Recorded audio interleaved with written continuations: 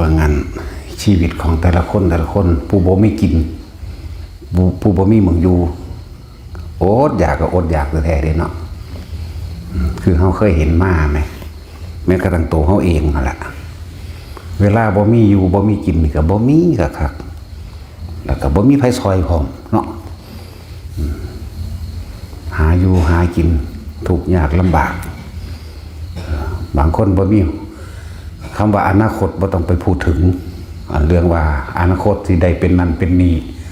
หรือเป็นเศรษฐีหรือทำงานราชการสอบเข้านั่นนี่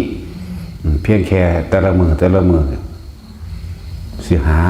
กินใส่ปากให้มันอิ่มแต่ละมือแต่ละวันนี่ก็ยากละผ่านยากละนั่นแหละจังว่าพอเข้ามีโอกาส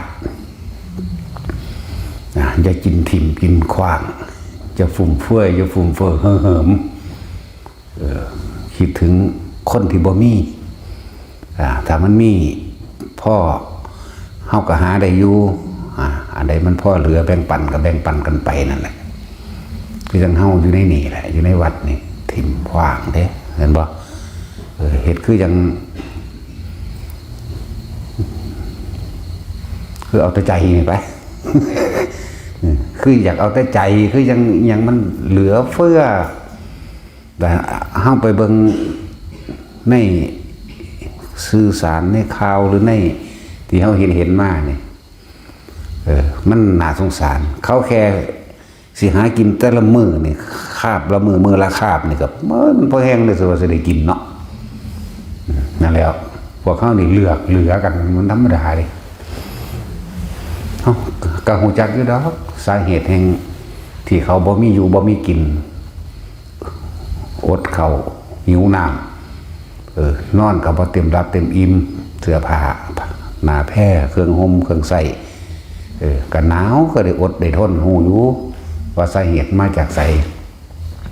เจ็บไข้ได้ป่วยก็ได้อดได้ทนย่ำเจ็บท้องย่ำปวดแขวปวดหัวนี่บ่มีเงินค่ารถสิไปหาหมอแต่ย่างไปกับไกลอีกจักสิหันหน้าพึ่งพากับไผที่อยู่อาศัยก็อยู่ไปอยู่น้ำของผู้อื่นหรืออยู่ตามที่ใต้สะพานหรือสาธารณะอันใดอันหนึ่งที่อยู่ไปนั่นแหละหูอยู่ว่าเขาบ่มักให้ท่านว่าเขาเป็นคนขี้ที่นี่ที่เหนียวเราเห็นแก่ตัวนั่นคืออดีตเขาแต่ทุกอย่างมันก็มีมาจากเหตุนั่นแหละเหตุเพราะว่าเขาหนึ่งบ่มักให้ท่านสองอิจฉาริษยาสามมักรังแกสัตว์อื่นขี่ตัวผู้นั้นผู้นี้เป็นคนที่บ่น่าเชื่อถือในศาสตร์กรทำกรรมใดไว้นี่แหละกรรมนี่แหละกรรมเป็นคนบ่มักให้ท่านกรรมเป็นคนที่มักอิจฉาริษยาเขามั่งนินทากล่าวตูใส่ร้ายเขามั่งมักฆ่าสัตว์รังแกสัตว์รังแกคนข่มเหงกันมักขี่ตัวกล่าวตูใส่ร้ายต่างๆหรือยุยงคนให้ติดยาเสพติดอย่างเป็นสินั่นคืออดีตชาติในกรรมที่เขาเฮ็ดไว้ชาตินี้เขาก็เลยตกมาเป็นคนที่ฝืดเครื่องสิกินแต่ละมือก็ยังยากแล้วสิไปว่ายังกับเครื่องเสื้อผ้านุ่งห่มที่ดีๆเจ็บไข้ได้ป่วยก็บ่มีไปหูน้ำเขาบัดนี้มีเฮาหูอยู่ดอกแต่ว่าพวกเฮานี่เฮาเอามาเทียบพวกเฮาพากันประหยัดมั่งบ่แม่นฟุ่มเฟือยคิดไว้พ่อซอยเหลือผู้ใดๆก็ซอยไปเถอะทั้งที่เฮารู้ว่าอดีตชาติของเขาหรือกรรมของเขาวิบากเขาตกสันนี่คือได้รับวิบากกรรมชาติก่อนทำกรรมใดไว้ชาตินี้รับผลกรรมนั้นเฮาก็หูอยู่แต่ว่าเห็นแล้วมันก็อดสงสารบ่ได้มันสะเทือนเข้ามาคืออย่างนี้เด้ว่าธรรมดาเด้บ่แม่นแค่ว่าคนในประเทศไทยเด้ทั่วโลกที่เฮาหูเฮาเห็นมานี่แล้วก็บ่แม่นแค่มนุษย์เด้สัตว์พร้อมเราเห็นนกนี่พวกนกกระยางขาวพวกนกเจ้าดำเจ้าฟ้านหรือนกกระเต็นที่แอบย่องไปหากินปลาอย่างสิเห็นแล้วสะเทือนเขามาเลยเด้จังมันเป็นแนวใดมันสะเทือนสะอื่นเขามาโลดภายในเฮาเองสะอื่นโหยอยู่มันเป็นของมัน มันสงสารบ่ว่าแต่คนเด้เบิ่งคนพวกที่หนีภัยสงครามอิสราเอลฮามาสหรือต่างประเทศแม้พวกเอธิโอเปียอดอยากหิวโหยเบลารุสอย่างต่างๆที่หูเห็นมากโอ้ยแต่ละตนถือแนวขอเข่าไงย่างบัดเขาเอามาแจกจังสิกระสอบปักไงเด็กน้อยแบกเส้ใส่เส้ขวาเนาะบางคนก็อุ้มน้องเกียเอาน้องอุ้มเอาน้องโอ้อะไรจังว่ามันสะเทือนใจอย่างรุนแรงเลยมันเกิดเป็นความเมตตาสงสารมันเป็นคือเจ้าของเป็นนะมันเลยอื่นว่าสะเทือนจิตนี่ประวัติเขามาสะอึกสะอื่นเราเองหรอกมันเป็นของมันเราเห็นนั่นเลยบ่ได้นั่นแหละสิไปว่าอย่างตะคนเขาเห็นนั่นนกนั่นมันหากินกันจังสิมันก็พอแห้งอยู่ดิเขาเห็นเหยี่ยวนกอินทรีหรือเหยี่ยวที่เร็วๆเลยพวกมันกำลังหากินงอกมาตั้งหลังปกใส่หัวนี่สักแง่เก่าตายวันนี้บันไปคิดถึงลูกในห้างมันก็สิถาแม่มันปากพะงาบอยู่เนี่ยนี่คือมันสะเทือนเห็นในเฮ้าสลดสังเวชใจในตอนนี้ความเป็นอยู่ของเฮ้าถือว่าเลิศอยากว่าถือว่ายอดเยี่ยมมากถือว่าเลิศถือว่าเป็นอยู่ดีกินดีมีความสุขสบายมากอะไรเดินอะไรจังว่าของที่เขามีอยู่มีกินเนี่ยเขาก็คงคือกันมาแล้วว่าศาสตร์ก่อนเขาทำกรรมใดไว้มักให้ท่านจุนเจือบริจาบริษยามักแบ่งปันยารักษาโรคเครื่องห่มที่อาศัยและเครื่องอำนวยความสะดวกต่างๆสารพัดแต่เขาสิเหตุให้เขาเหตุให้คนคือศาสตร์ก่อนทำกรรมใดไว้กับกรรมดีนี่แหละที่เขาเหตุไว้ศาสตร์นี้เขาก็ได้รับผลกรรมนั้นเราเขาสิบ่พ่อแค่นั้นเขาสิดียิ่งขึ้นไปอีกนะเขาสิบ่พ่อแค่นั้นในการทำดีเขาสิคูณมันไปเลยนั่นแหละมีโอกาสได้เฮ็ดแล้วเฮ็ดให้เต็มที่โดยไม่ต้องไปคำนึงว่าไผสิเป็นแนวใดบ่คำนึงว่าอีนี่มันเป็นคนจิตตัวคือบางที่เวลาเฮาสิเอาของไปให้คนจังซั่นจังซี่แต่ว่าคนที่ฮู้จักนี่มาบอกให้เฮาฟังโอ้ยมันจะสั่งคือหยังเด่นนี่ขี้โกงหมู่คือหยังนี่เด่นนี่ตะกี้เอ้ยอันนั้นนี่ยามันตะกี้มันตียามันหยังก็ว่าไปตรงนั้นเฮาสิบ่รับทราบอย่างของเฮาสิบ่นำเข้ามาแต่ว่าเฮาสิช่วยโอกาสในการทำดีของเฮาให้เลยซอยเลยเฮาบ่สนใจตรงนั้นแต่ว่าเฮาเบิ่งเฮานี่เฮาสิสละความเห็นแก่ตัวเฮาสิสละความเป็นอคติออกได้บ่เนี่ยบ่มีอคตินะเฮ็ดไปเลยเขากระเฒ่าแล้วมันไปสู่กับไผบ่ได้แล้วล่ะนะอะไรจังว่าเฮามันเป็นโอกาสดีของเฮาแล้วที่เฮาสิเพิ่มพูนบุญกุศลของเฮาเองแต่ถ้าเขาจะคำว่าบ่อึดก็คือบ่อยากเห็นบ่บ่อึดบ่อยากอีดีเด้แต่เขาขนาดยิ่งอึดยิ่งอดยิ่งอยากอดอึดอยากบ่มีถึงบ่มีแต่ก็ต้องอดอีกแล้วก็ต้องอยากอีกเด้บ่มีอยู่บ่มีกินหังอยากกินหังอดหังอยากหังอดสำหรับพวกเฮาเด้มีเหลือเฟือแต่ว่าคำว่าเหลือเฟือเนี่ยขอให้เผื่อแผ่บ่อดบ่อยากทุกคนคือตั้งตอนเฮาบ่ทันได้มีบักม่วงกินนี่เนาะอยากของผู้อื่นนั่นเขาก็ห่วงคือกันเนาะนี่ไปช่วยไปไหมกัดกันมาเห็ดเนื้อเดี๋ยวกินแมงเลี้ยงคนอื่นนี่หน้าเฮาหมาพวกนั้นเป็นแนวใดจังว่าทั้งอดทั้งอยากทั้งอดพวกนี้เห็นแล้วมันสะเทือนใจแต่ว่าเข้านั่นสะเทือนใจเฮ็ดให้เจ้าของบ่ประมาทเข้าใจบ่เฮ็ดให้เจ้าของนี่ขยันในการให้ทานขยันในการให้คำว่าให้ทานบ่แม่นว่าเฮาสิให้แต่พระเด้แต่สิพูดถึงว่าสมัยตะเก่าการก่อนมาตะกี้พระพุทธเจ้าเฮาเพิ่นก็บ่เว้าตอนเพิ่นให้ทานกับพระอีหยังมามากแล้วไม่เด้ให้ท่านกับคนนี่เด้คนเดินทางไกล ยาจกมุนิพกขอทานคนเดินทางไกลนี่ให้ตลอดเลยนั่นที่เป็นสมัยที่เป็นชื่อว่ามะคะนะมะคะมานพเป็นหัวหน้าหมู่สักศูนย์หมู่พวก32 คนขุดบ่อน้ำได้สระน้ำปลูกบัวปลูกยังมีปูมีป่าไปพร้อมอยู่ในหันละในบ่อน้ำละปลูกต้นไม้ได้บ่เนี่ยปลูกป่าได้บัดเนี่ยปลูกป่าปลูกต้นไม้ของอยู่ของกินได้ในต้นไม้นั่นก็มีของกินซ่อนของกินเขาพี่อีกเรียกว่าละไข่มดแดง มีหยังอีกมีจักจันมีหยังอีกมีแมงแข้ง นี่มีของกินของอยู่ในป่านั้นมีหยังอีกมีเห็ดมีหน่อไม้มีของอยู่ของกินอยู่ในป่าที่เกิดขึ้นนั่นแหละ แล้วก็พากันสร้างถนนหนทางบางใดที่มันเป็นห่วยเป็นหนองเป็นห่วยสร้างสะพานข้ามนั่นแหละเบิ่งบุญกุศลอันหาประมาณบ่ได้นี่ก็เอิ้นหาประมาณบ่ได้เด้อสร้างสะพานเฮ็ดถนนขุดบ่อน้ำให้ท่านกับคนเดินทางไกลยาจกวันิพกขอทานฤาษีชีไพผู้ทรงศีลทรงธรรมนั่นนี่เขาเจ้าก็ให้ท่านไปเลยเห็นไหมแล้วจากสูงจนวันแต่ว่าเมื่อมีผู้สร้างก็มีผู้อิจฉาเหมือนกันเด้คนอิจฉาบันในคนกลุ่มหนึ่งหน่อยแบบ2-3 คน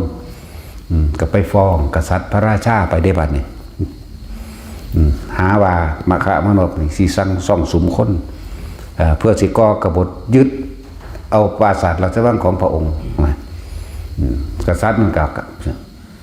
กับว่าได้มาหูมาเห็นหรือว่าได้มาคุกขี้น้ำเขาดอกแต่ก็ฟังความเขา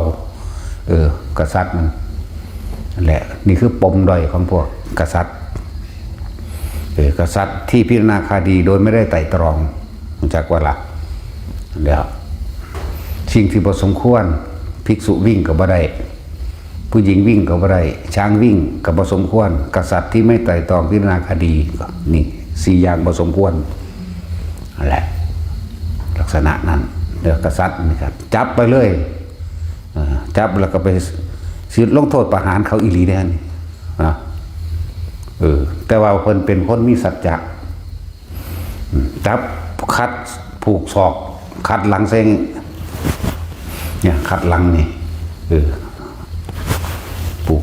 ใส่อันลักไม้เดี๋ยวมาฝังแล้วคัดหลังไว้เลี้ยงกันเลยใส่ทั้ง32 คนลูกเมียเขาก็เต็มอยู่พุ่นอ้อมห่มอยู่แต่ว่าเพิ่นกะบอกหมู่พวกคนเองนั่นแหละพวกเฮาเพื่อนเอ๋ยหมู่พวกทั้งหลายขอให้มั่นใจในสัจจะขอคำว่าสัจจะคือความจริงความจริงคือเราไม่ได้มีความคิดเช่นนั้นเรามีความคิดว่าเฮานี่ขุดสระขุดบ่อน้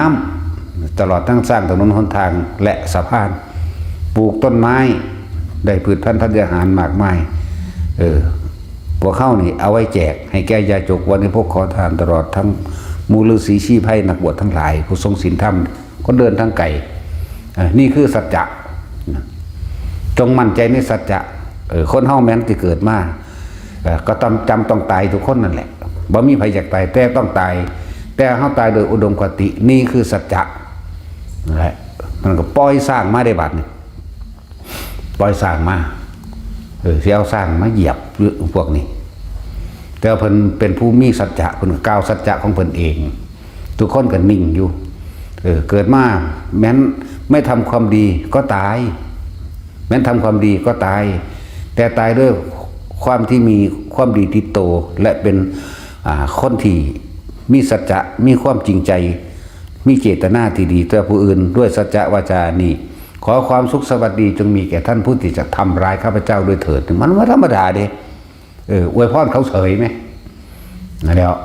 ปล่อยสร้างมาอยู่ในระหว่างหาว่าหงายหลังลงเองเลย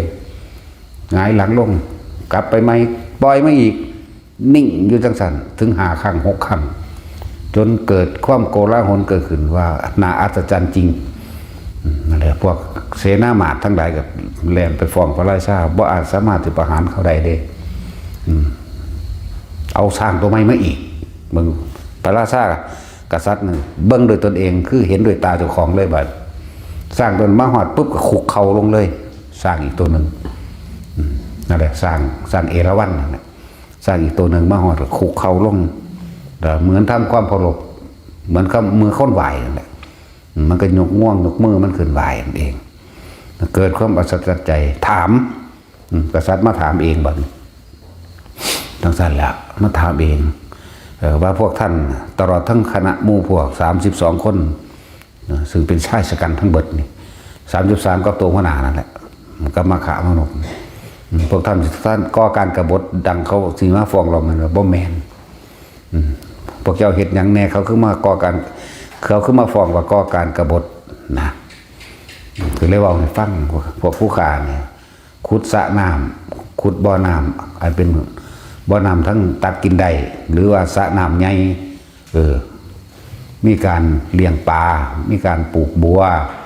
และใส่น้ำในบ่อนี่เอาไปหดน้ำต้นไม้ที่ปลูกนี่ปลูกต้นของอยู่ของกินให้มันเกิดเป็นลมเป็นเงาแน่ตลอดทั้งไม้บ่แม่นไม้อยู่ไม่กินกระช่างนะก็ปลูกไปเบิดตลอดทั้งถ้ำถนนหนทางเฮ็ดให้คนเดินทางนักค้าขายสะดวกเข้าสู่เมืองของพระองค์หนทางได้4 กิโลได้5 กิโลเฮ็ดไปมองใดที่มันเป็นลำห้วยที่ก็เฮ็ดสะพานข้ามไปก็เว้าตามความซื่อนั่นแหละบัดนี้ ผู้เขาสำรวจผู้เขาบ่อิจฉาก็มีอยู่เขาก็บอกเป็นจริงอย่างนั้นพระเจ้าข้าเป็นจริงอย่างนั้นพระเจ้าข้าเรื่องนี้ใครเป็นคนกุขึ้นนั่นแหละจังว่าคนมีสัจจะก็เลยรักษาบุคคลที่ไปฟ้องได้บาดนี่ก็3 คนนั่นแหละก็เทวทัตแน่โกกาลิกะแน่นั่นแหละพวกหาปะเก้านี่แหละอันนี้สรุปอดีตนิทานซื่อไปฟ้องแล้วก็ประหารตัวคือประหารตัดข้อซ้ำในทั้งสั้นแล้วนั่นแหละจังว่าพวกเขามั่นใจเขาถือสัจจะมันบ่แม่นแค่รับปากผู้ใดผู้หนึ่งหรือเหตุบ่ใดมันบ่ได้แปลว่าจังสี่ได้ป่ะสัจจะการกระทำสิ่งใดๆก็ช่างกระทำตามความเป็นจริงตามสัมมาทิฏฐิคือเห็นจริงตามความเป็นจริงแล้วก็ทำตามความเป็นจริงและแม้กระทำสิ่งนั้นมาแล้วถ้ามีคนถามก็บอกว่ากระทำแบบนั้นก็เฮ็ดแบบนั้นเฮาเฮ็ดโครงการนี้เฮาเฮ็ดสงเคราะห์โลกจังซี่นะเฮาเฮ็ดลงทานเพื่อสงเคราะห์โลกกระจายบุญให้กับคนที่ให้ทานคนที่เสียสละมากับเฮาช่วยเหลือซึ่งกันและกันแบ่งปันซึ่งกันและกันจังว่ามีผิดภัยจากสงครามชายแดนจังซี่เฮาก็ส่งเสริมเป็นกำลังให้ทั้งอาหารยารักษาโรคเครื่องนุ่งห่มและเครื่องอำนวยความสะดวกหลายๆอย่างนี่คือสัจจะนี่คือความจริงที่พวกเฮาเฮ็ดเฮ็ดลงทานตามงานต่างๆหรือคนทุกคนยากที่เขามาขอเฮาก็ให้นี่คือสัจจะก็อย่าว่าล่ะนี่คือความจริงที่พวกเฮาทำนั่นแหละก็เรียกว่าคำว่าสัจจะนี่บ่แม่นแค่ว่ารับปากแล้วเฮ็ดบ่ได้บ่แม่นแค่นั้นเด้อันเฮ็ดบ่ได้เฮาบ่รับปากเด้เฮาบ่เว้าสิเลยนะอันใดเฮาเฮ็ดได้เฮารับปากนะเดี๋ยวเป็นผู้มีสัจจะเป็นผู้มีความจริงจริงมาจากข้างในจริงมาจากใจจริงวาจาแล้วก็จริงการกระทำคือมันจับต้องและสัมผัสได้เห็นบ่ล่ะคำว่าความดีนี่มันอยู่ที่ใจก็แม่นอยู่ดอกแต่ว่าสิเอาหยังมาเป็นหลักฐานพยานพิสูจน์เนาะความดีมันต้องตาก็เห็นได้หูก็ได้ยินได้หูดังกระดมได้กินพร้อมลิ้นก็กินได้แค่ว่ายำเรียกว่าตาหูจมูกลิ้นกายอยู่ได้สัมผัสได้ส่วนมันอยู่ที่ใจมันไม่มีใครเห็นดอกเนาะมันก็ต้องแสดงออกมาโดยรูปธรรมภายนอกตัวนี่คือเฮาเฮ็ดสถานที่ถ้ำนี่นี่เด้คนนั่งฟังสักหลากอยู่นี่ตลอดทั้งออกไปทางอากาศอีกเห็นบ่สัตว์นับเป็นล้านพุ่นได้ล่ะเห็นว่าล่ะทั้งสี่แล้วนี่คือเฮ็ดหยังทำศาลาโรงธรรมนี่เห็นบ่เป็นวิหารธรรมวิหารทานพร้อมนี่ศาลาโรงธรรมทำกุฏิวิหารต่างๆอันเป็นเครื่องอยู่อาศัยของผู้เข้ามาปฏิบัติธรรมบ่แม่นแค่นั้นสำหรับคนตกทุกข์ได้ยากกับมาได้อาศัยนำนี่เห็นบ่ล่ะถนนหนทางเฮาก็เฮ็ดบัดนี้ ขุดน้ำสางเอาขุดมันเป็นสีปุ่นตี สงเคราะห์โลกต่างๆคำว่าสงเคราะห์โลกเวลาชายแดนคือชายแดนมีไพ่เมื่อกี้นี่ไพ่ผิดสงครามการปะทะชายแดนจังซี่ทั้งทหารเฮากับบัดทุกหม่องเลยล่ะไปมันก็อยาก20 เที่ยวคุณบอก นั่นแหละทั้งทหารทั้งคนที่อพยพทั้งคนที่อพยพชาวบ้านทหารตำรวจแม่นเบิดเฮ็ดให้เบิดนี่คือความจริงนะได้พูดถึงว่าคำว่าสัจจะคือสิ่งนี้คือมันต้องตาก็เห็นได้หูก็ได้ยินหูดังก็ได้ปากลิ้นก็กินได้อะไรว่านี่เขาเรียกว่าอยู่นอนก็ได้อยู่กินก็ได้นี่มันต้องสัมผัสได้แบบนี้ตาหูจมูกลิ้นกายรูปรสกลิ่นเสียงแม้ว่าระบาดนี่กินอยู่นี่กินให้ตายก็ตายเด้เนาะมันหลาย กินก็ได้ดมกินก็ได้หูก็ได้ยินนี่ดีเปียงๆอยู่ในหูอยากบ่ล่ะสัมผัสได้บ่สัมผัสนั่นแล้วที่รับที่นอนสบายพวกขี้คาดเนาะเหี่ยวใส่หม่องหันเราก็ได้ เหี่ยวในหม่องนอนนั่นแหละ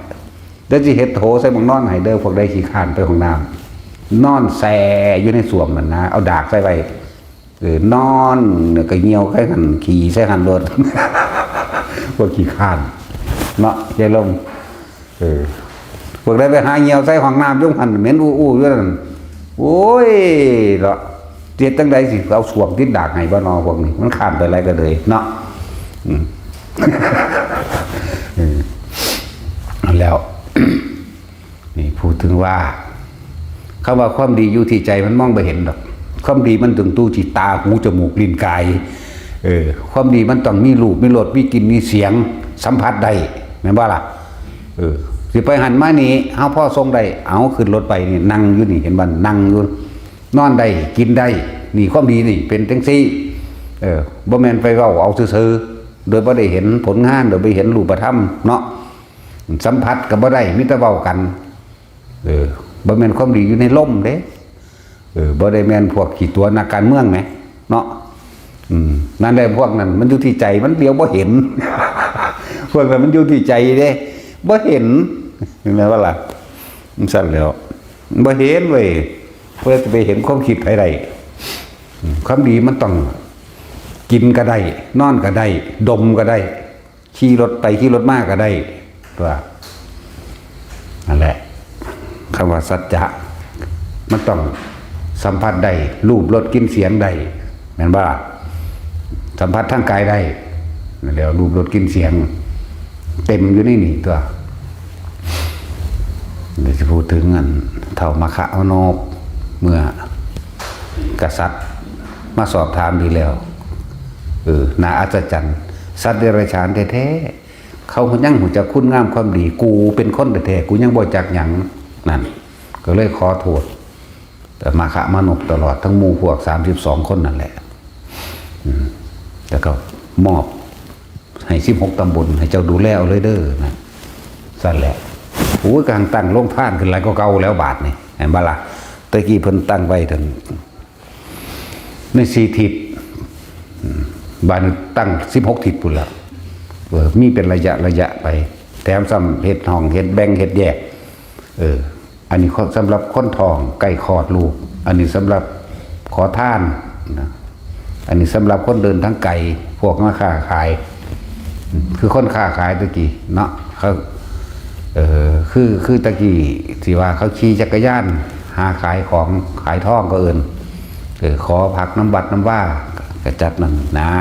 ตะกี้บ้านได้มีวัดอันนี้สำหรับคนเดินทั้งไกลมาขายของเป็นที่พักวัวพักเกวียนพักควายพักช้างนี่ก็ให้พักโล่งนี่โถงนี่เด้อส่วนโรงครัวอยู่หันเด้ออาบน้ำอยู่ท่าน้ำแห่งนั้นเนี่ยน้ำกินอยู่บ่อนั้นท่าน้ำที่มันเป็นสระใหญ่ๆนั่นน่ะนั่นแหละอาบน้ำอยู่หันกินอยู่นี้หลุมฐานส้วมอยู่ตรงนั้นจากว่าฐานก็ที่เขาเอื่นฐานบอกเบิด คนท้องนั่นแหละมีหมอตะเมียให้พร้อมเด้นั่นแหละมียานั่นยานี่ให้พร้อมสมุนไพรตะกี้เฮ็ดสา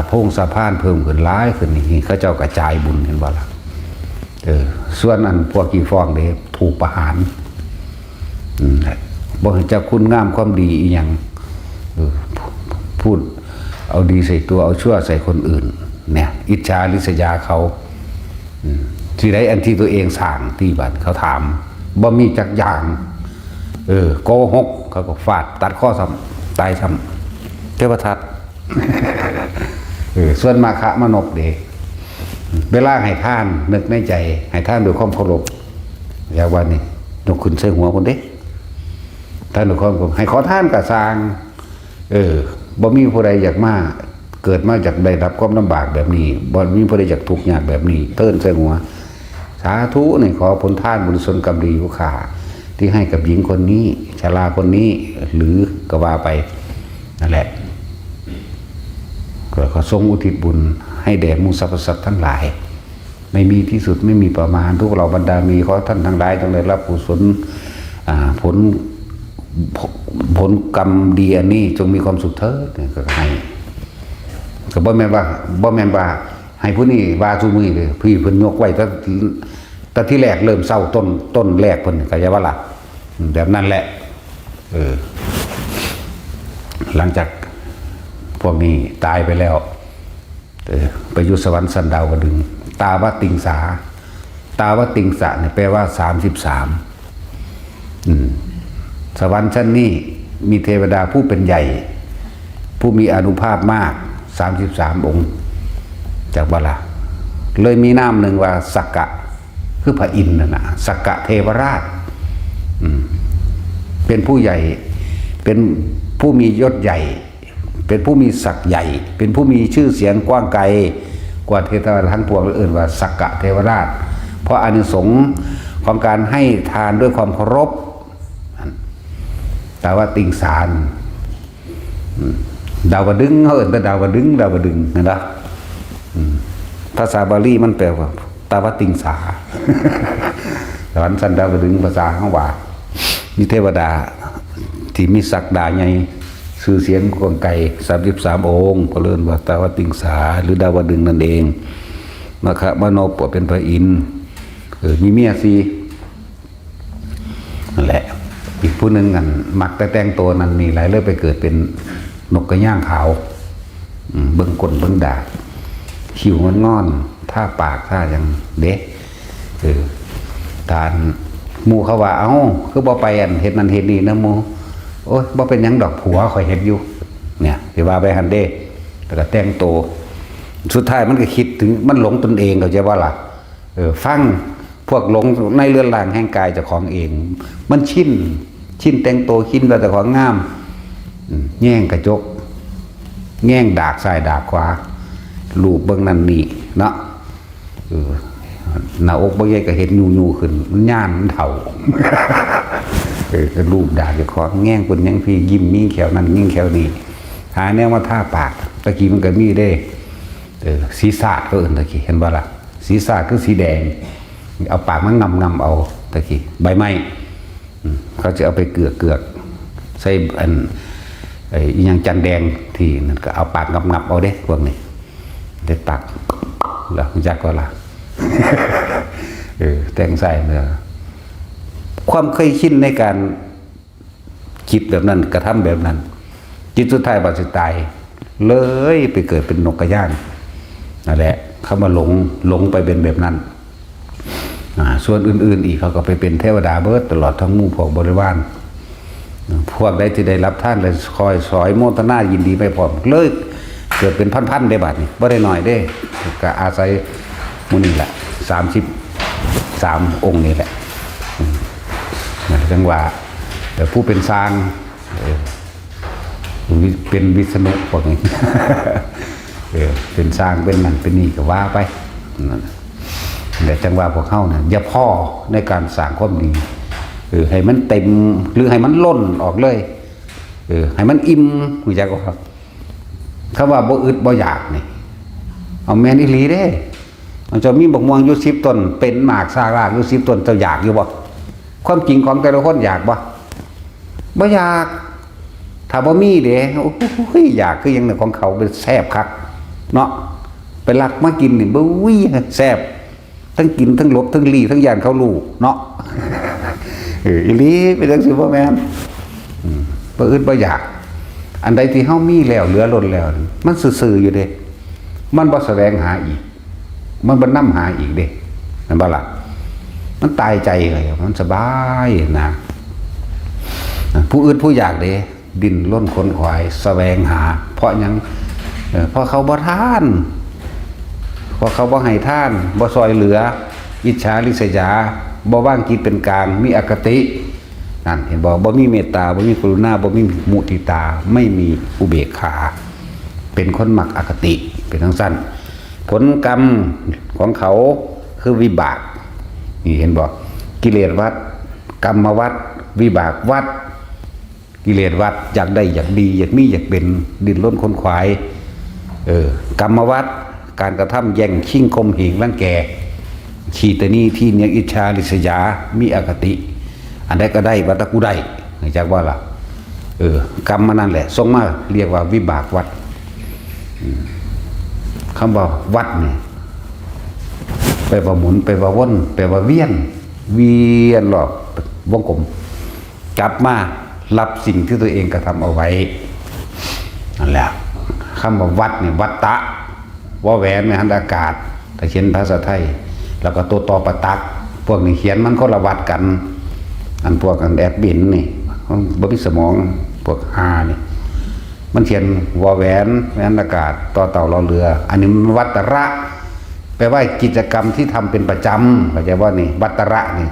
แปลว่าข้อวัดปฏิบัติที่พึงกระทำเป็นประจำมันคนละวัดอันนั้นมันวัตตะแปลว่าหมุนแปลว่าวนแปลว่าเวียนแปลว่ารอบหมุนรอบนั่นแหละผู้ใดเฮ็ดอันใดไว้มันก็ต้องได้รับผลอันนั้นแหละฉะนั้นเท่ากับสร้างตั้งแต่สิ่งที่มันเฮ็ดให้คุณงามความดีนั่นแหละถ้ามีโอกาสได้ช่วยเหลือใครจงช่วยเหลือด้วยวิธีใดก็จังให้ข้าวให้น้ำให้เงินค่ารถ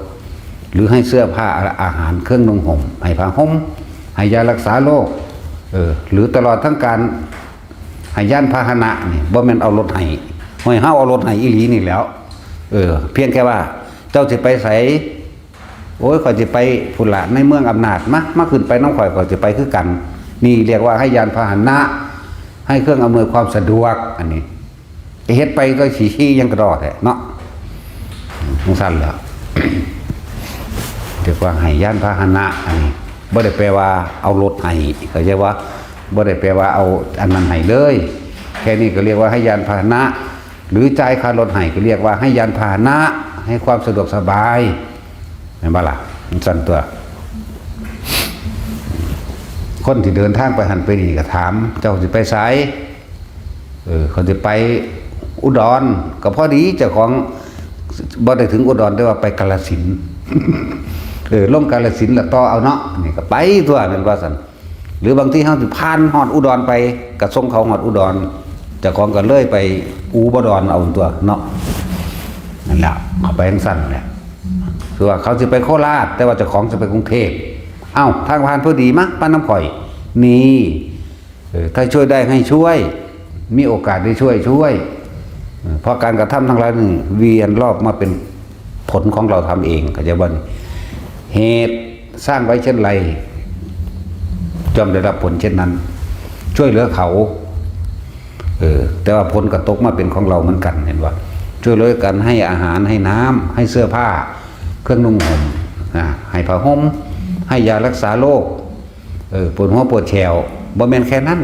นำส่งโรงพยาบาลจังซี่ก็แม่นอยากว่าแนะนำยานี่มื้อนี้ก็แนะไปด้วยและสุดท้ายแล้วเฮาสร้างกุศลบุญกุศลคุณงามพอนี่มันเต็มของมันเองมันก็บ่อยากเองดอกเบิดไปเอาเองเบิดความอยากแล้วว่าเฮ็ดอีหยังได้เฮ็ดบ่แม่นว่าอยากสิทีหลายไปก็เลยถึงเว้าอยู่เรื่อยๆเด้สมบัติของคนตรณีหามีค่าอะไรไม่ แกกลับกลายเป็นไฟเผาไหม้ตัวเอง เป็นเศรษฐีในเมืองคน แต่ไปยากจนทุกข์ทนในเมืองผีนั่นแหละบ่ได้มีค่าเด้ไปหารังแกเบียดเบียนข่มเหงหรือไปโกงเขามากเนาะทั้งสั้นแล้วบ่ได้มีค่ายังได้เลยมันกลับเข้ามาฆ่าและทำลายล้างตัวเองฆ่าความดีของเจ้าของฆ่าใจเจ้าของเองนะว่าล่ะเดี๋ยวจังว่าพวกเขามีโอกาสเดี๋ยวซอยๆไปเถอะพอพวกเจ้าตายไปแล้วก็ว่าเอาหยังไปได้ดอกนาแม้แต่ร่างกายอันหวงแหนหนักหนาอันใดดีอันใดแสบยาอันใดดีบำรุงกระดูกบำรุงเนื้อบำรุงเลือดอย่างอายุวัฒนะซื้อเห็นวะจักว่าล่ะจิตใจของพวกเจ้าความคิดพวกเจ้าหลอกลวงที่สุดแต่ว่าร่างกายบ่หลอกลวงไผแก่เจ็บตายมันบ่ตัวไผเลยแม่นบ่ล่ะมันเป็นแบบนี้แต่มีแต่ความคิดเจ้าของไปฟังเขามาอุ้ยยาดีเด้อายุวัฒนะบำรุงหยังล่ะเฮ็ดให้เฮาบ่เฒ่าง่ายหรือว่าเฮ็ดให้เฮาบ่แก่บ่ชราบ่ย่นเด้ซื้อกองละหมื่นละแสนแม่นบ่ล่ะโอ้ยสัญญกรรมไปสัญญกรรมมันบ่ตัวพวกเจ้าดอกร่างกายพวกเจ้านั่นน่ะตายคือเก่านั่นบ่ล่ะไผบ่เชื่อกระสร้างเด้บ่เชื่อกระสร้างบ่เชื่อมึงก็ต้องตายคือเก่าเนาะคนตายมาจากสุดจากรุ่นแล้วนี่มันนับบ่ได้แล้วนี่เกิดแล้วต้องแก่ต้องเจ็บต้องตายเท่านั้นไม่เป็นอย่างอื่นนี่ความคิดของเฮานั่นล่ะหลอกลวงเฮาแต่ว่าล่ะเขาซาลือว่ายุหันยุนี่ดีไปแล้วยาแม้กระทั่งเรื่องปลาล่อยบ่อน้ำทิพย์ซุปโตแล้วเป็นนมใหม่ก็ยังพากันไปหาได้เนิ่นสันเนาะโอ้ยกูทั้งอยากตายเดี๋ยวนี้อยู่กูข้านกินเข่ามันบ่ห่อนมันบ่หนาวมันบ่คือข้านลุกไปไทยไปเหี่ยวบ่เนาะมันจังมันอยากดึงไว้รักษาไว้ยังกระดอดแท้นั่นซะแล้วเพราะว่าเฮาบ่สั่งสมความจริงธรรมะคือความจริงของทุกชีวิตสรรพสัตว์เกิดแล้วต้องแก่ต้องเก็บแล้วก็ต้องตายเท่านั้นไม่เป็นอย่างอื่นตาแต่ว่าต้องเป็นอย่างนี้เท่านั้นต้องแก่ต้องเก็บต้องตายเท่านั้นไม่เป็นอย่างอื่นความคิดพวกเจ้าหลอกลวงพวกเจ้าเห็นว่าล่ะแหละให้รู้ให้ท่านให้ยอมรับความจริงแต่ยอมรับความจริงแต่มันก็บ่ดิ้นรนอีหยังมากเลยล่ะมันก็เหลือแค่ว่าประคองร่างกายนี่ไว้บ่ให้มันเจ็บมันปวดประคองไปตายเด้บ่มันประคองไปอย่างอื่นเด้เนาะไผก็สร้างหน้าขอให้จะเก็บจะปวดเราตายโลดถ้าสิตายนั่นเนาะซ้ำนี่นึงเด้เฮายอมรับหมดแล้วแก่เก็บตายเนี่ยเฮายอมรับแล้วเหลือแต่ว่านี่ตอนนี้แต่ปวดก็ไปหายามากินเนาะแต่บ่เศร้าเฮาก็ยอมรับกับมันก็ว่างกับมันหั่นตัวว่างในลมหายใจนั่นแหละว่าทุกคนถ้าพวกเจ้าบ่ได้ยินฟังธรรมนี่พวกเจ้าบ่รู้เรื่องหยังดอกชาติก่อนทำกรรมใดไว้ทำชาติไหนก็ไม่รู้เพราะว่าสิ่งที่ยาวไกลที่สุดก็คือเวลาที่ผ่านมานั่นเองและสิ่งที่มีคุณค่าที่สุดก็เวลาอีกพวกเขาอาจจะคิดว่าท่องบ่บ้านเลื่อนบ่แม่นบ่พวกเขาอาจจะคิดว่าสิ่งเหล่านั้นเด้แต่ว่าเวลาได้มีค่าที่สุดตอนนี้มาพบพุทธศาสนาแล้วหนทางเดินหรือวิชาความรู้ของผู้รู้ผู้ตื่นผู้เบิกบานทางของผู้รู้อย่าถิ่มทางอย่าหนีออกนอกทางเดินตามทางเลยนั่นแหละศาสนาเนี่ยเป็นทางของผู้รู้ของจากบ้าละแต่คำว่ารู้แล้วมันก็ต้องรู้จริงๆตัวบ่แม่นรู้จำเด้ถ้ารู้แล้วมันก็ตื่นแต่ตื่นแล้วก็เบิกบานมันก็บ่คำว่ารู้ก็รู้ตามความเป็นจริงรู้ว่าอย่างรู้ว่าชาติก่อนทำกรรมใดไว้ชาตินี้รับผลกรรมนั้นรู้ว่าสัตว์โลกเป็นไปตามกรรมนี่เองก็จะว่าล่ะอยากได้หยังเฮ็ดเอาแม่นบ่บัดนี้พวกบ่รู้เด้บวงสรวงขอร้องอ้อนวอนทำพิธีถวายของสะเดาะเคราะห์สะแดะแขะขอสารพัดให้ผู้นั้นผู้นี้เรียก ไปพึ่งสิ่งอื่นยังคาถาเรียกทรัพย์บ่มึงเรียกเข้าไปบักมันเรียกก่อนมันตายบ่แห้งหรอเนาะมึงทองจนแขวหักออกผมก็บ่ได้หรอกผมบ่ไปเฮ็ดเอาเนาะนั่นแล้วมีไหมรู้ตามความเป็นจริงไหมก็รู้แบบนี้ตัวจักได้ยังเฮ็ดเอา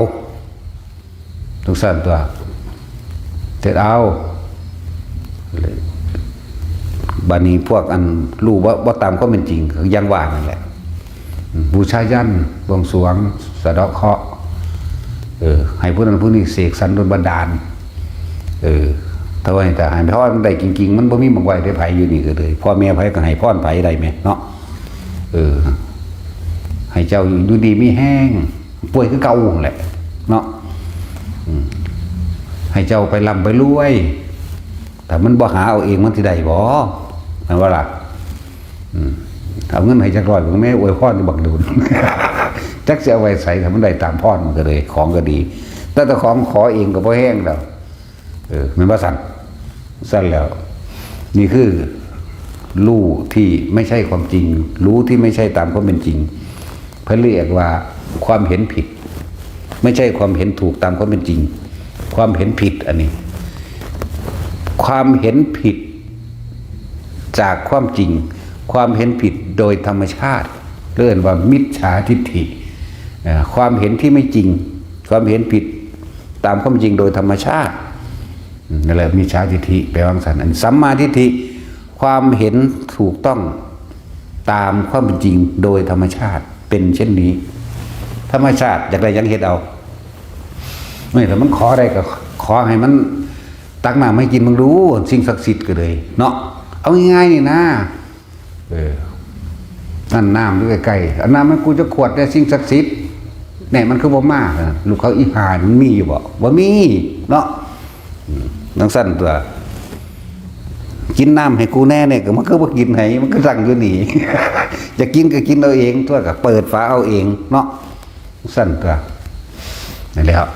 นี่คือความเห็นผิดว่าเป็นตามความเป็นจริง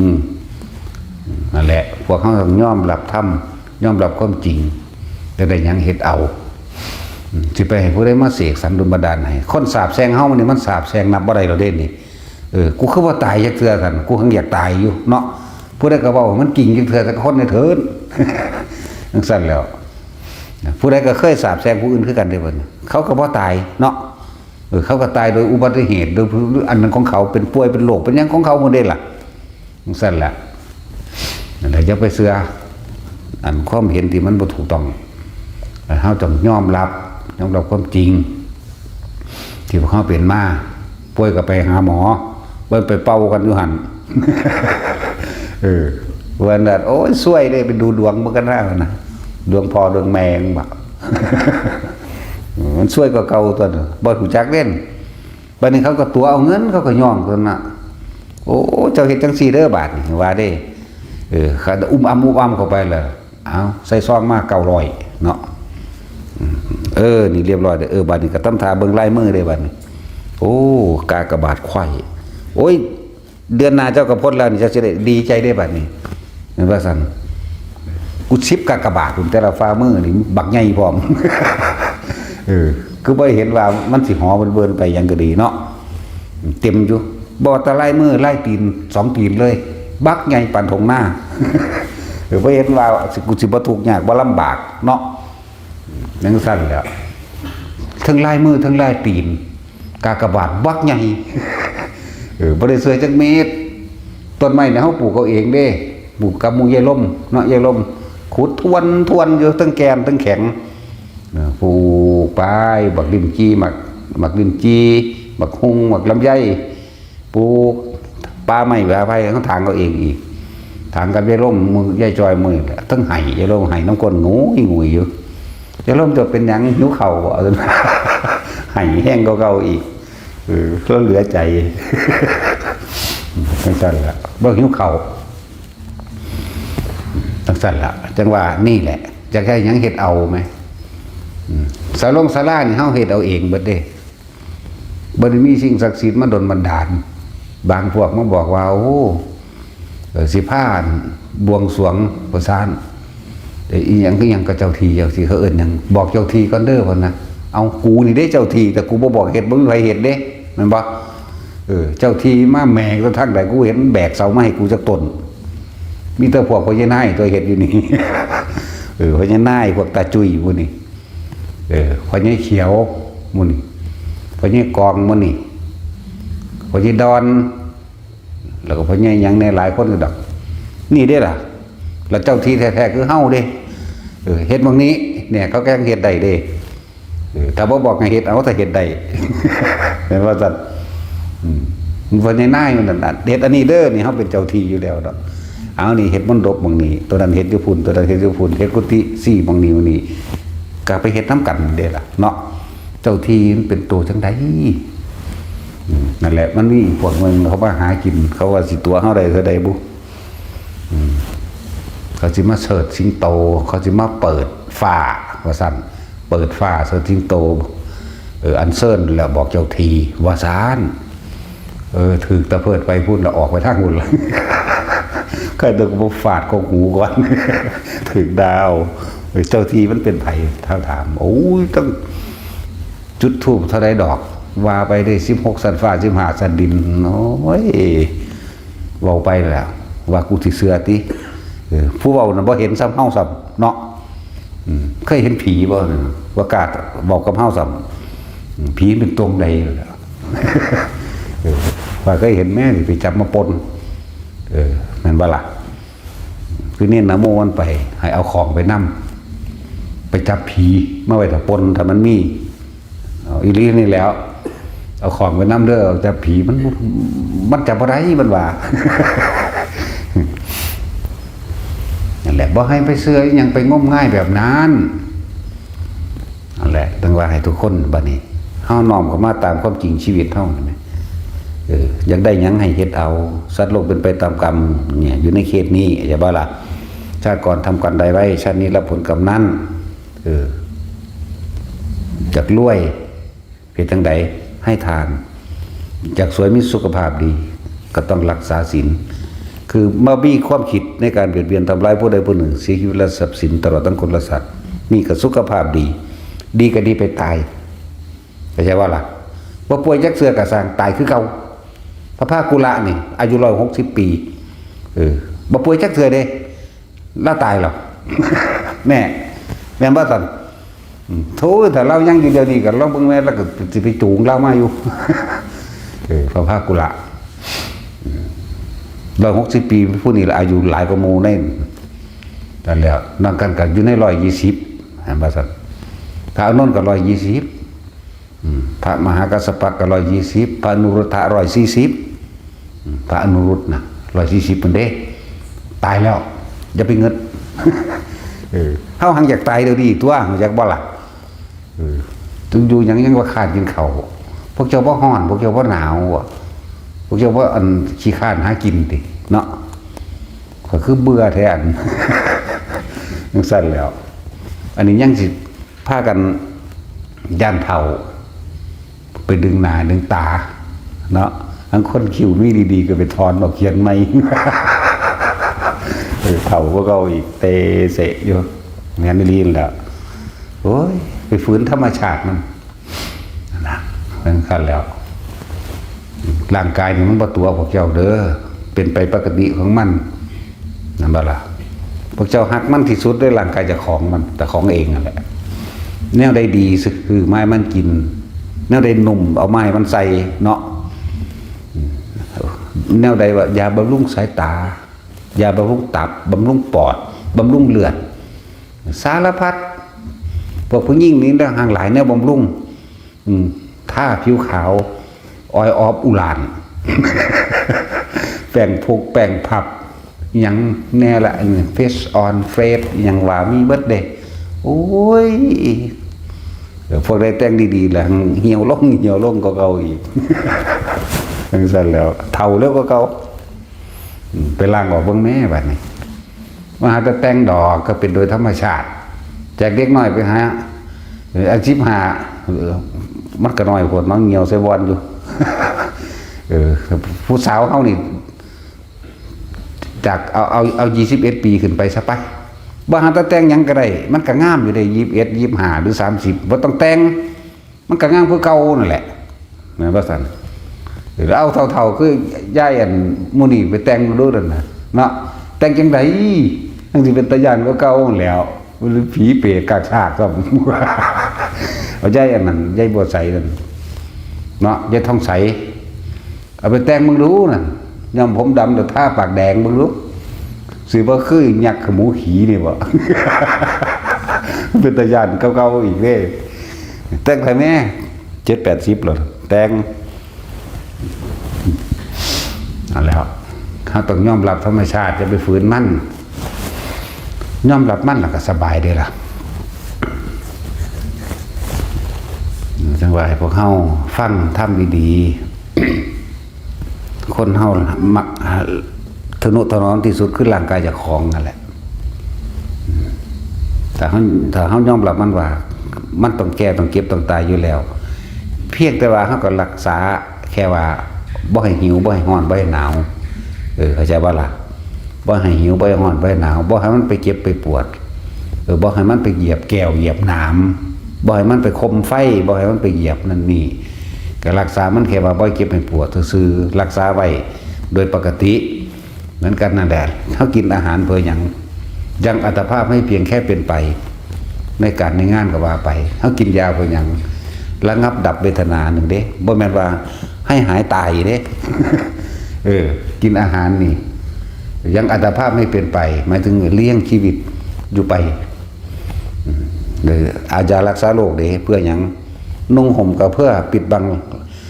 ความน่ารังเกียจความน่าละอายหรือป้องกันเหลือบยุงร้อนหนาวที่อยู่อาศัย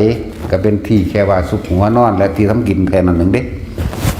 สิ่งสำคัญสูงสุดนะ4อย่างเท่านี้อาหารยารักษาโรคเครื่องนุ่งห่มและที่อยู่อาศัยนี่นั่นแหละเพิ่นจังให้พวกเฮาว่างการใช้ชีวิตให้เป็นกลางๆพอเพียงหรือมัชฌิมาหัวใดควรบ่ควรบ่ให้ทะเยอทะยานจนต้องปล่อยปล้นไปกี้ไปฆ่าข่มเหงรังแกหลายอย่างว่างแต่เฮาเข้าใจว่ามันก็เกิดมาแค่หากินซ้ำตายนึงเด้ล่ะร่างกายที่เฮารักและถนอมเพียงใดก็ช่างสุดท้ายก็ต้องตายจากมันนะนั่นแหละมันบ่ล่ะรักใดที่จะเสมอตนไม่มีอะไรทั้งสั้นแล้วแต่เฮาเข้าใจโดยธรรมชาติ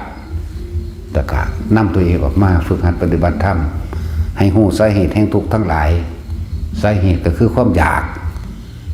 อยากหยังอยากบ่แก่บ่เฒ่าอยากบ่พัดภาคอยากรวยอยากได้อยากดีอยากมีอยากเป็นนี่แหละสาเหตุมันก็ดีเฮามายึดร่างกายไว้บ่อยากเฒ่ายึดก็เลยต้องหาเนื้ออยู่ในกินนี่มันแสบๆนั่นแล้วแต่เฮากินเพียงแค่ว่ายังอัตภาพไม่เป็นไปพอได้เป็นไปแล้วก็ใช้ร่างกายนี้ให้เป็นประโยชน์ให้มากที่สุดสูงสุดก็เฮ็ดไปนี่อาหารยารักษาโรคเด้ระงับเวทนาแค่ว่าบ่ให้มันปวดนึงเด้เครื่องนุ่งห่มบ่ให้มันร้อนมันหนาวกันเหลือบกันร้อนกันยุงนั่นสั้นแล้วที่อยู่อาศัยก็เพียงว่าเป็นที่อาศัยของกายก็ว่าไปแต่เฮาเข้าใจตัวนี้แล้วมันหากินซ้ำตายคือวันวาดีนะเวลามันสิโมโหบ่ได้ดังใจกับอันนั้นนี่มันก็เอามาเบรกเจ้าของได้เด้เนาะสร้างแมงแล้วก็สากินซ้ำตายแมงเบิดรวยมันก็รวยไปตายแล้วเขาอีหานี่ก็ได้ตัวเนาะ รวยมันก็รวยไปตายละเอารวยมันก็เก่งทำใดมันก็เก่งไปตายละรวยเฮาก็หดสั่นลงมาคมอารมณ์เจ้าของได้มันก็เป็นการความอดความทนขันติเนี่ยมีขันติเรื่อยๆก็เป็นวิริยะไปนำตัวแม่นว่าซั่น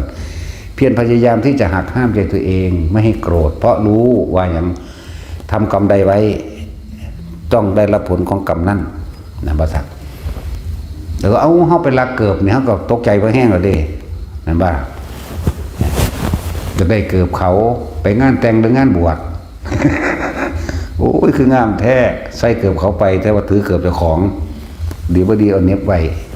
จากว่าเราเอาเน็บเสื่องไว้เกิบไปของกับแพงเพราะเจ้าของหวงเฉพาะเจ้าของเนาะแต่ใส่เกิบเขาไปคนส่วนมากมันบ่ย่างเบิ่งตีนกันเด้เบิ่งหน้าเนาะ แต่เบิ่งตีนมันก็เลยย่างกันเด้ผู้ใดคิดพ่อจะบอกคนซุมือนี่เบิ่งกันบ่ได้คอยเบิ่งตีนเด้เบิ่งหน้านั่นว่าล่ะนะก็ลักเกิดไปแล้วไปฮอดเฮือนก็แวบเลี้ยวเข้าไปหม่องบังก็จับเบิ่งนั่นนี่มาว่างไว้ใส่เกิดเจ้าของบัดนี้อย่าว่าล่ะพอดีพี่น้องเกิดมาหน้าลาล่ะแต่เขามายังตกใจไปแล้วนั่นแหละกรรมนั่นก็เห็นว่าล่ะยิ่งเขาไปรู้เขาไปจับได้ยังอยากอายก็เก่าอีกหามภาษาเกิดสื่อหลักของกูย่านเขาไปประจานย่านเสียหน้าย่านเสียชื่อเสียงนั่นแหละรับกรรมนั่นว่าล่ะจะไปว่ายังกับหลักของไงขึ้นเป็นรถเป็นเรือเป็นเงินเป็นทองเป็นปล้นเป็นกี่เป็นไปข่า คนทำผิดบ่มีดอกว่าจิตใจมันสิปกตินั่นว่าล่ะปกติก็คืออยู่ซื่อๆนี่แหละแต่คนทำผิดเราร้อนกังวลหมดเลยถ้าได้มือก็สร้างได้เหมือนกันกับหลักเกิดนั่นแหละแต่พี่น้องเกิดมากก็ยังตกใจเนาะสิว่ายังกับเจ้าของเกิดจะเขาไม่ยังเขาอาจจะว่าเสียดายแล้วเขาปล่อยแล้วโอ้สั้นเขาเหรอทั้งนี้นั่นพูดยังประหลัดเขาไก่ยันเขามาในเฮือน ยันเขาคงจักมองเสื่อนเกิดนั่นบ้าล่ะแล้วตอนนี้พวกไปหลักเงินเขานี่หังหนักกว่าเขาได้บาทนี่สั้นดาวเขาเด้ดีบดีแลนเลยครับเขาจะมายังหลักเงินหลักทองเขาหลักรถเขามันนั่นแหละเทียบเอาตัวถ้าเข้าใจคำว่าทำกรรมใดไว้ย่อมได้รับผลของกรรมนั้นเข้าใจบลักว่าถ้าเข้าใจคำว่ารักใดที่จะเสมอด้วยรักตนเองเนี่ยเป็นอันไม่มีแต่ถ้าหากเจ้าของเขาก็บ่รังแกผู้อื่นตัวเห็นบ่สั่นการทำร้ายผู้อื่นก็คือการทำร้ายตัวเองการรักของผู้อื่นคือการรักของเจ้าของเองมันบ่ได้สูญหายไปไหนเด้มันอยู่ในนี่มันอยู่ในความสัญญาอารมณ์อะไรความรู้สึกมันบันทึกเอาไว้ในนี่เด้ตัวรักเกิดเขาว่าได้แล้วนี่ใส่จนเกิดเขาเสียแล้วห่างแล้วเอาไปถิ่มทั้งอื่นแล้ว3 เดือนต่อมาไม่เห็นเจ้าของเกิดมันยังคิดพอคือเก่าแม้ว่าเอาทั้งสั้นแล้วตั้งแต่เฮาหลักอ้อยพะเยาหวดยังเขาคิดยังจำได้อยู่เท่าเดี๋ยวนี้อยู่เด้ หลักอ้อยพะเยาหวดจักว่าล่ะหลักขนมไม่ใช่บูปูนตาเป็นเด็กน้อยนั่นมันยังจำได้เสยอยู่เด้นี่ก็ยังเว้าออกอยู่นี่เห็นบ่นี่ยังประจานออกให้ฟังอยู่นี่ไปซื้อของไปซื้อปลาทูร้านไม่ใช่บูอะไรขนมแล้วเสียหลายก็เก่าโลด ลอยเอาแล้วก็คุ้นเท้าก็เถอะทะเนาะเฮาก็ปั๊บเข้าซ่อนกับไปในนี่โลดเสือใหญ่ๆมันอุยุอยู่แล้วเด้อเราฟังอยู่แล้วก็หัวกักเข้าก็ดึงนี่ก็เลยพอเอาไปใส่ดีแล้วขึ้นแล้วค่อยรักขนมเจ้าตะกี้ เนี่ยมันชื่ออะไรคือเก่าเด้รักอ้อยผู้นั้นรักอ้อยผู้นี้เป็นรักมะม่วงเขารักเอามักนิ้วเขาไปแลกยางมันชื่ออะไรเบิดบ่เหลือย้อนขึ้นหลังไปมันเท่าใด40 ปีกว่าแล้วนี่นั่นชื่อได้เสยไหม อันเดียว ว่ามันบันทึกไว้แต่นั่นคือเฮาต้องทำกรรมดีเอาไว้มีอย่างพ่อซอยเหลือคนก็ซอยไปดันอาหารมีอย่างพ่ออยู่กินก็ไปคือบอกพวกขายของนั่นแหละแต่คนมาขออยู่ขอกินขออาเขาพวกเจ้าให้เขากินโลเด้อลูกศิษย์ลูกหาเล่าถึงของเฮาเองนี่พวกเจ้าขายข้าวแกงกับขายก๋วยเตี๋ยวอยู่ขายกับข้าวกับน้ำอยู่เยอะแยะถ้าเขาขอกินเขากินโลดความหิวเป็นโรคอย่างยิ่งความหิวน่ะฆ่าคนได้เข้าใจว่าล่ะให้เขากินโลดมันสิขาดทุนยังกระดอเดี๋ยวนี้เนาะมันดีต้องได้ให้ท่านพร้อมไหมเดี๋ยวเบิ่งดีเขาบ่ขอก็เหลือเบิ่งส่งเหลือเบิ่งอาการเอาตัวเป็นสั้นๆดดๆดาวๆเป็นมาเป็นคือคนบ่มีเงินเวียนไปเวียนมาถามเขาเบิ่งหน่อยเว้ยเนาะ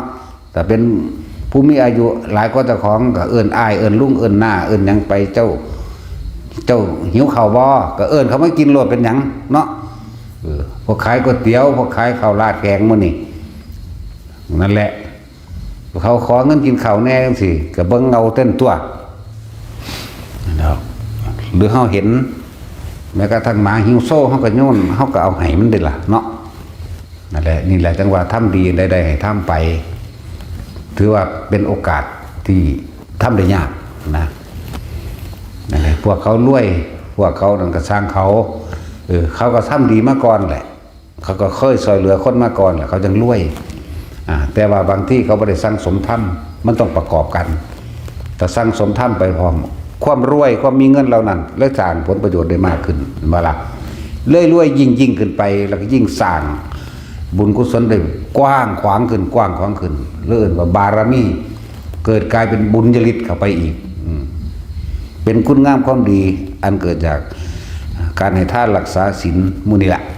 เกิดเป็นบุญมันเกิดความไปทั้งใดก็ได้รับความสะดวกสบายไปทั้งใดก็เป็นที่น่าเคารพถือตาไปทั้งใดก็ได้ปกปักรักษาเอาง่ายๆคือเฮาเคยซอยคนใบบางหันมื้อนี้เขาไปเห็นเฮาอาจสิตกทุกข์ในยากบางใดบางหนึ่งหรือบ่ได้ตกทุกข์กะสร้างเขาเห็นเฮาเขาก็จื้อเฮาได้ตัวมีอีหยังคือว่าเฮาไปซอยบางหันไว้นี่เขาเห็นเฮาปุ๊บเขาก็อำนวยความสะดวกให้เฮาเฮ็ดนั่นเฮ็ดนี่เห็นบ่ล่ะติดต่อซื้อขายไปหันมานี่ก็ง่ายขึ้นถามหาคนเขาก็บอกนะนี่แหละว่าหาตั้งแต่เอาฮอดชาติหน้าเอาชาตินี้ก็ได้นี่เคยซอยไผไว้แบ่งปันเอียงกับไผไว้เขาก็จึงเฮาได้เองบ่ต้องว่าฮอดเรื่องลึกลับก็ได้เรื่องเทวดาอินพรหมสิมารักษาบ่มามันเป็นจังสิบ่มาบ่ได้ไปเอิ้นให้มาเด้มาเอาเองเนี่ยจังว่าเฮาให้ทานบุคคลสัตว์ให้ท่านกับคนก็ตามพระสัตว์ก็ตามพระสงฆ์องค์เจ้าตลอดบัดทุกอย่างเลยที่สงฆ์ขอร้องเฮาก็อุทิศขอผลทานบุญกุศลกรรมดีนี่ที่ข้าพเจ้าทำมาแล้วนี่ตั้งแต่อดีตตอนต้นจากตอนใดก็ไม่รู้ละมันต้นจนถึงปัจจุบันณขณะนี้จงถึงแด่สรรพสัตว์ทั้งหลายไม่มีที่สุดไม่มีประมาณทุกหมู่เหล่าบรรดามีนี่ขอท่านทั้งหลายจงได้รับส่วนบุญนี้แล้วมีความสุขเถิดนี่แค่นี้นึงได้อุทิศบุญก็ดีนั่นแล้วเขาสิมาบ่มากกับสังได้รักษาป่ะนี่เข้าใจว่าล่ะเขาด่าอยู่เนื่องๆอยู่อย่างเทวดาอินพรหมพญาครุฑพญานาคด่าไปเบิดมาคือเก่ามาคือเก่าคือด่าคนเดียวนี่แหละอ้างคนกับมานำด่าเด้แม่นว่าซั่นที่แรกฟังพระแมงว่าบ่ม่วนแต่ว่าเด้เนาะว่าไปฟังไปฟังมามันศูนย์สิค่อยจับผิดฟังเพราะว่าอยากจับผิดอยากสั่งสอนเฮาฟังไปฟังมาถือกูเบิดมันน่ะมันน้อมรับเอาไปเอามานำดานั่นแหละเห็นบ่ล่ะหลายคนที่ได้มานำดาได้หล่นแล้วลูกเขาอีหาโลดเด้เพิ่นสอนเด้บัดนี้มันยอมรับความจริงก็มันถ้าเพิ่นบ่ด่ากูก็บ่รู้แน่ยอมรับก็มีบ่ยอมรับก็สร้างเด้อพวกเขาตายโลดแต่บ่ยอมรับกันเนาะมันน้ำดากับนี้คนก็ยังคือกันเทวดาก็คือกันข้างดาข้างมาหลายก็เลยยางกันเด้อเวลาเขาทำบุญยังก็แล้วแต่เขาก็มีแต่อุทิศออกเลยบ่เจาะจงพร้อมบ่มีประมาณไปเลยหรือพวกเขากันมีโอกาสได้ให้ท่านกับคนก็ให้ไปกับพระก็ให้ไปกับสัตว์ก็ให้ไปตัวส่วนคำว่าศีลเวลาใดขณะใดดีความคิดของเฮาบ่ไปทำลายเบียดเบียนให้ผู้ใดเสียชีวิตและทรัพย์สินเวลานั้นเป็นศีลแล้วบริสุทธิ์พร้อมจากบาลาคำว่าศีลนี่คือบ่ไปทำลายเบียดเบียนให้ผู้ใดผู้หนึ่งเสียชีวิตและทรัพย์สินศีลคือการรักษาผู้อื่นเข้าใจบ่ล่ะไม่ฆ่าของเขาไม่ฆ่าเขาไม่ลักของเขาแม่นบ่ไม่ประพฤติผิดในกามหมายถึงไม่ควรไปข่มขืนเขาแน่รักษาผู้อื่นบ่ล่ะไม่ไปโกหกทำให้เขาเสียชีวิตและทรัพย์สินนั้นรักษาผู้อื่นบ่ไปส่งเสริมให้ผู้ใดกินเหล้าเมายาแล้วตัวเองก็บ่กินเองอีกแน่เกินก็บ่เมาตัวนั่นแหละบัดนี้สิ่งที่ง่ายที่สุดบารมีทั้งหมดที่ร่วมลงอยู่ใส่อานาปานสติลมหายใจฟังฝึกฟังทำความเข้าใจดีแล้วเวลาใดขณะใดที่เราไม่คิดทำร้ายเบียดเบียนให้ผู้ใดผู้หนึ่งเสียชีวิตและทรัพย์สินตลอดทั้งคนและสัตว์ทั้งมนุษย์และอมนุษย์คืออยู่มีสติรู้ระลึกขึ้นมาในลมหายใจของเองเวลานั้นศีลก็ได้พร้อมสมาธิก็ได้พร้อมจากวันปัญญาก็ได้พร้อมบุญคืออย่างความสงบเย็นเกิดขึ้นในใจเจ้าของเองเกิดขึ้นในตัวของเองบ่ว่าถ้าเกิดในใจได้เกิดฮอดโดยสภาพภายนอกบุญคือความสงบโดยภายนอกตอนนี้เฮาสงบเบิดเดี๋ยวนี้ บ่มีเสียงแซ่วๆบ่ได้แลนตีกันนั่นบ่นี่เราเอิ้นว่าบุญภายนอกจากบ่เนี่ยพอวันเกิดจากบุญภายในบัดนี้ใจเฮามันสงบบุญคือความสงบเย็นสบายใจบ่มีเรื่องเก่าวนเราร้อนคนที่อยู่ในรอบข้างเฮาก็เกิดความสงบเย็นบ่เราร้อนแต่คนก็เลยนั่งฟังอยู่หั่นแหละเพราะว่าสิเว้ากันก็บ่ได้ด่าเปิดโทรศัพท์มึงแปลงมากกับด่าเนาะมันเลยเป็นบุญคือจากว่าด่าเอาบุญคนได้บุญน้ำด่าบ่อื่นเด้นั่นว่าล่ะมื้อนี้ก็มาน้ำด่านี่พวกนี้ด่าไปด่ามากูมากเบิ่งกันหน้าก็ดีนั่นแหละมาน้ำด่าได้บุญน้ำด่าพวกเจ้าได้ความสงบภายในใจของพวกเจ้าเองได้น้ำด่าเนาะแล้วแต่ด้วยนั่นแหละแต่ว่าบุญที่ทำได้ง่ายที่สุดแค่เอาสติหมายถึงนึกคิดนึกถึงลมหายใจเขาออกอยู่ในโพรงจมูกอยู่ของอีกอยู่ทั้งในนี่เด้ว่ามันอยู่ทั้งนอกเด้สี่ทั้งนอกคือมันจกเขาว่าได้อยากว่าหลักก็เลยบ่จกเพื่ออะไรอยากให้คนได้ดีข้างหลายพวกเจ้าเกาดีก้อยพวกเจ้าทังเข้าไปมันสุดตีละเพิ่งเด้อทังทั้งนี้แหละสูดลงไปโอ้มันหอดนี่ต้องกระทังเข้าไปมันแตกออกเรียบกันจันพระพุทธจักข้างหลายหายใจเข้าหายใจออกก็มีนวงอยู่นี่แค่นี้ก็เป็นบุญแล้วแค่นี้ก็ได้ความสงบแล้วศีลสมาธิและปัญญาท่านศีลเนคขมะปัญญาวิริยขันติสัจจะอธิษฐานเมตตาและอุเบกขาร่วมกันอยู่ในอานาปานสตินี่เด้พวกเจ้าเดี๋ยวอีกอย่างหนึ่งทุกคนก็ยังมีความอยากอยู่แต่ก็ขอให้มันเป็นช่วงๆแน่จะอยากเบิดมือเบิดขึ้นจนเท่าร้อนรับหลายแม่นบ่หยุดเป็นช่วงๆแน่ก่อนที่จะหลับนี่ฟังธรรมจับลมหายใจพร้อมฟังธรรมนี่ฟังหลวงพ่อนี่แหละฟังผู้อื่นมันบ่มั่นฟังไปกระลูลมหายใจไปพร้อมจับจุดหน้าลมพร้อมมันก็ตัดรับไปเองจากบรรลับนี่ถ้าพวกเจ้าตายตอนนั้นดีบ่ดีไปหอนิพพานพุ่นพวกเจ้าบ่มีความคิดว่าจะไปลักไปปนไปกี่ไปฆ่าไผได้ล่ะจากว่าล่ะแน่มันบ่จักได้ในตอนนั้นตอนนี้เฮาฟังธรรมตอนนี้เฮาอยู่กับลมหายใจน่ะมันบ่จักได้บ่จักไปปนที่ตีฆ่าไผเด้มันว่าล่ะมันก็เป็นความบริสุทธิ์น่ะเด้เป็นปกติน่ะเด่นนั่นแล้วบ่ได้เดือดร้อนบ่ได้กังวลบ่ได้เร่าร้อนกับเรื่องใดเฮ็ดไปเรื่อยๆก็ถ้ามันบ่ตายตื่นขึ้นมาปั๊บเข้ามาลมหายใจก่อนเนี่ยมื้อนึงมันได้จัก3เทื่อเป็นอย่างต่ำครั้งที่1คืออยู่กับลมหายใจขณะที่ก่อนที่จะหลับมันจะบนครั้งที่2นี่เทื่อที่2ครั้งที่2ก่อนที่จะลุกคนเฮาตื่นขึ้นมันก็ง่วงเงียก่อนเด้แต่ความคิดมันโดยปกติมันไปทำงานล่ะไปหาเงินล่ะหมายว่าไปหาหมู่หาพวกหานั่นหานี่แล้วบัดนี้เฮาก็ฝึกก็ยังว่าฝึกมนุษย์แปลว่าผู้ฝึกได้ผู้ยกใจออกจากความอยากได้สามารถยกจิตออกเป็นที่สูงได้ก็เลยเอิ้นว่ามนุษย์มายสะนั่นนะฝึกเอา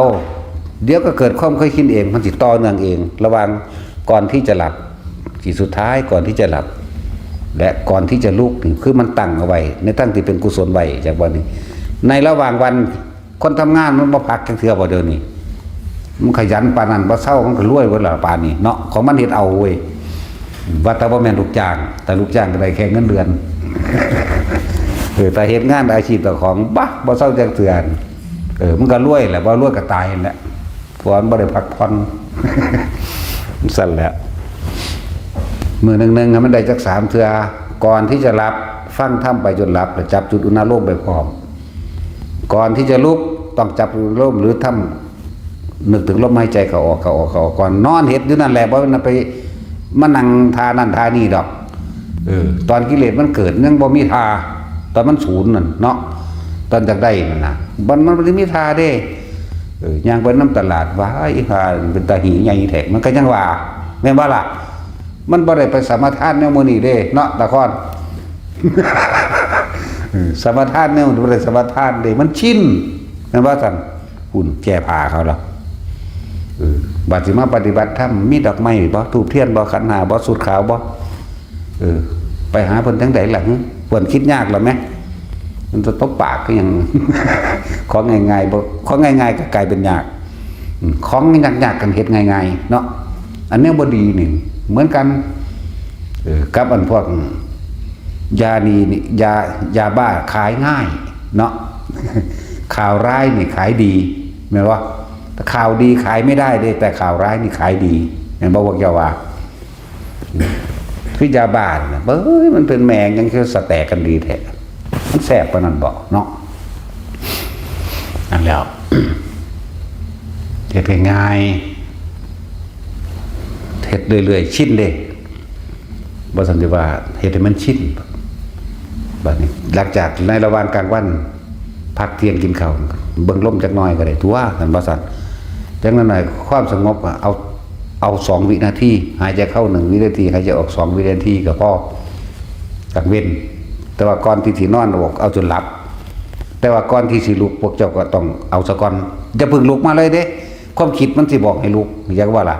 เฮาต้องเอาสตินี่ความคิดนี่เข้าสู่ลมหายใจปั๊บน่วงได้ลุกบัดนี้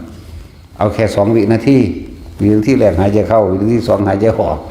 แต่ว่าต้องมีจุดอุณาโลมเกิดขึ้นหรือมีปิติอันใดอันหนึ่งเกิดขึ้นตรงนี้พวกเจ้าที่ส่งมัคคสิทธิฌานตัวนี้สิปกปักรักษาพวกเจ้าให้แคล้วคลาดปลอดภัยแต่ละมือใดแม้จะเกิดอันตรายใดๆก็สร้างมันบ่พอที่บ่เป็นหยังย้อนดอกเดี๋ยวฝึกเอาหูยอานิสงส์หลายก็ยังได้อันที่ฝึกสอนให้แต่ละคนอยู่เดี๋ยวนี้ลดต้นกันก็บ่เป็นหยัง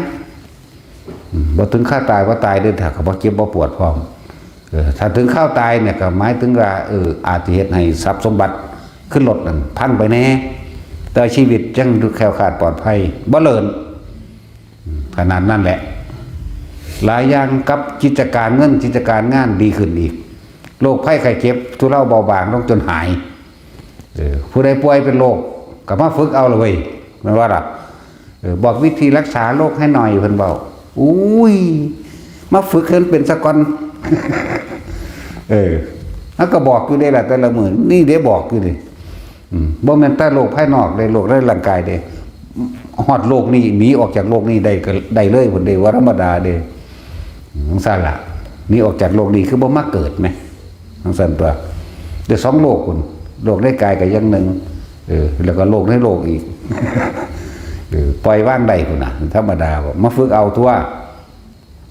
สำหรับคนที่ว่า